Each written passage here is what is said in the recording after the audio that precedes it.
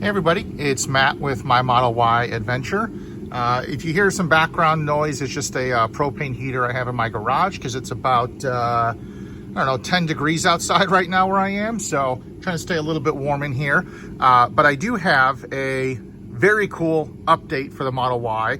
Now that Juniper has officially been announced, or I guess maybe Opal. I've seen all those all over the internet. But blind spot detection, not in the current Model Y. I know Tesla added a software update where when you're looking at your screen at like your cameras and you're backing up, you know, you'll blink a little bit left or right when there's some things out there. But when you're driving along and you just wanted to look in your mirror, maybe you can't see a car because it's in your blind spot. Well, blind spot detection with a super easy install is something you can easily do in your Model 3 or Y. Pick these up from Test Studio. I'll drop a link in the description below. So stay tuned as I walk you through the entire process to install these and then show what they actually look like when you're using them.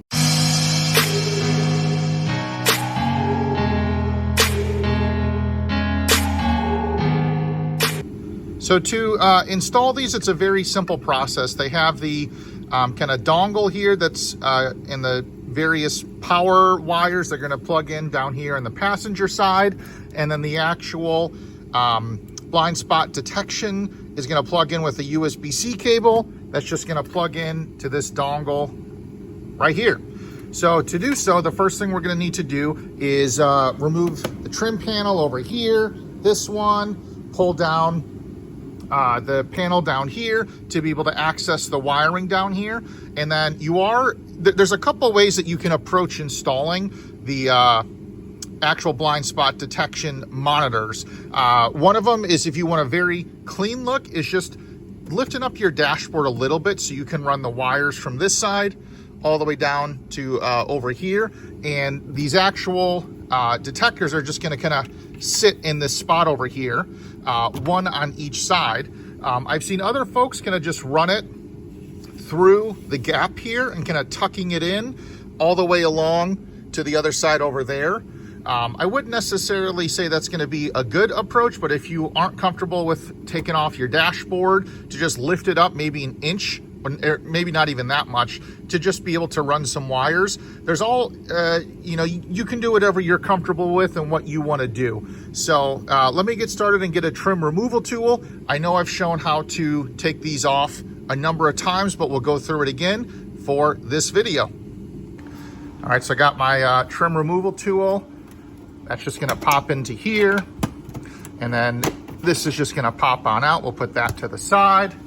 This one, you can pop up, and then you need to kind of lift it up as you remove it, because at the bottom, there's that little slot piece that slides in down to here. You can pull away some of your weather stripping, and then there are the kind of push pins. There's gonna be one here. Pull this away just to help. I'm also gonna take my floor mat out so I can access everything down here.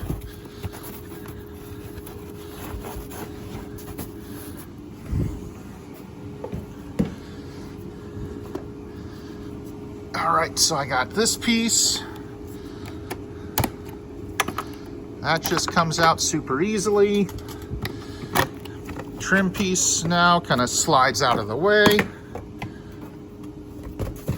Awesome. So then you got this last little trim piece here that you can remove that's holding on the carpet.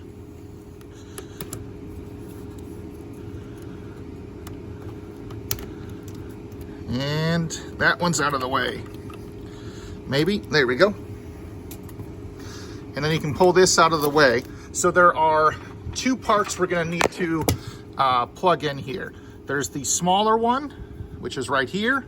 That's gonna plug into this port that's here, at least on my 2024 Model Y Performance.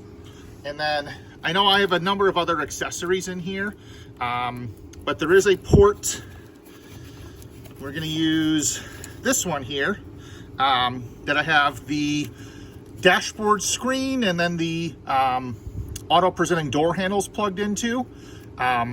So you of course may not have these. You may just have the blue connector that's kind of buried back here. Let me see if I can get a good shot. This wire right here that my fingers are right by, this one here, there's the port that everything plugs into. So depending on what you have accessory wise already, this may be empty if you have none, or you may have a couple things plugged in like I do. I'm just gonna plug this into this port, remove these two, and then just kind of put this in between them. So I'm not gonna bore you with just plugging in some wires because that's simple, anyone can really do that. The thing I did want to cover is on the dashboard, I do have a Torx screw, I think this is, a T20. On both sides you're going to need to remove. So it's the same process on the driver's side. This trim panel, this piece here, so you can access, at least on mine, a screw. I know some other Model Ys don't have this screw. It just is something you can kind of pull off and remove. So let me get the wires plugged in, and then I'm also going to undo the screws on both sides. And then I'll kind of come back when I'm ready to lift the dashboard up. So I've undone the driver's side screw on the dashboard, did the passenger side screw in the dashboard, and then with your blind spot detection, there's gonna be a longer side with the cable and then a shorter side of the cable. The shorter side, of course, when you have a left-hand drive model, is gonna be here on the passenger side. And then the longer side cable is gonna be down there on the driver's side. So just make sure when you're wiring this up that you're putting the right side cable with the right length.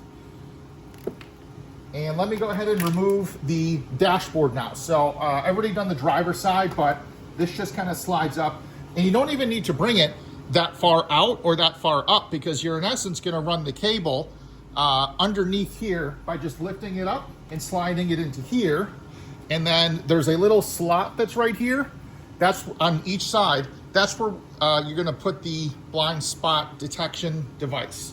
So let me run. This is the shorter side cable. You can see it's only, I don't know, maybe like 2 feet, if I had to guess, because it doesn't need to go that far. You're in essence just gonna run it here. So that is just gonna simply wire up behind here.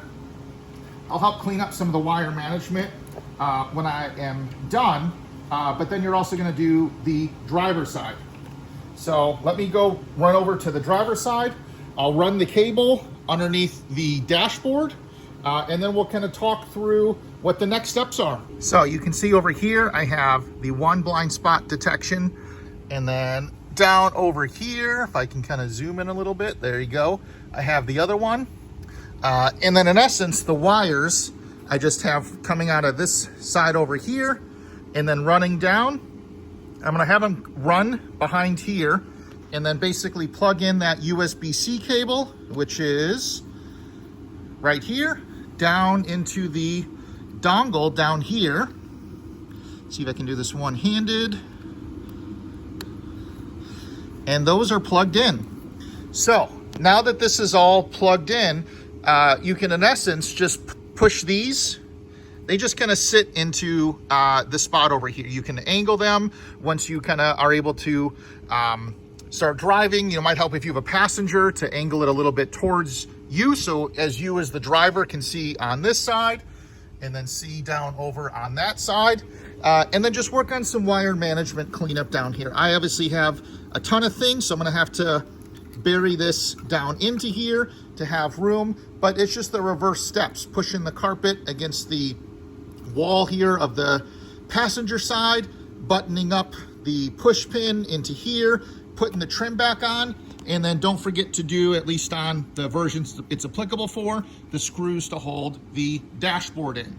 So the next kind of part of the video I'll show will be actually a demonstration of using the blind spot detection monitors, what they look like, what they're used for. So now that I have the blind spot detectors installed, I want to show here, there's a car coming up on my left side. You can see it just illuminated and it's passing me right now. So it illuminates when there's kind of a vehicle that's in your blind spot. There's another vehicle coming right now. There's a semi truck in front of me and you can see it's illuminated and car going past. Another one, car going past, and then it shuts off. Another one, because there's another car coming. So it's illuminating when a vehicle either on your left or right side is in your blind spot, and then it shuts off automatically. Now, I've been using this for about a week, and some of the things that I've noticed is, one benefit is when there's a car that's coming, towards you in oncoming traffic, it's not going to illuminate. The other thing that I've noticed is, especially when you're coming up to like stoplights, and there's a line of cars either like on your left side or your right side over here, you're not going to see it illuminate when there's a row of static vehicles, which I personally enjoy, because then you're not constantly going to have the light shining on when there's just a row of cars that are there. So either way, it is working on both sides. So here I'm passing a semi truck. You can see blind spot turns on, and now it turned off because the truck is no longer in the blind spot. So feature wise, this thing is working great. Literally plug and play. I plugged it in, didn't have to do anything else besides put the blind spot detector on that side, put the blind spot detector on this side. So here's a good example. I have a row of cars in front of me. I'm going to get into the left lane, and I'm going to look at the right side here. We can see it's not illuminating, even though there are a line of cars here, especially, in the blind spot. Now the semi truck just did, because there's a large gap between the car in front of me and then the semi truck. But just to show, it is working as expected. So if I speed up here, and I'm gonna get in front of this Mercedes, we can see it's kind of about even with the car right now, and the light is on. I pull forward a little bit, the light is off. So cars that are in your blind spot, it is turning on, and then after they're out of your blind spot, turning off. So I'll put a link in the description below. I picked this up from Test Studio. I think it was 180 or 179, and then you can use my discount code ADVENTURE to save a few bucks. Thanks for watching. Hope you enjoyed this video.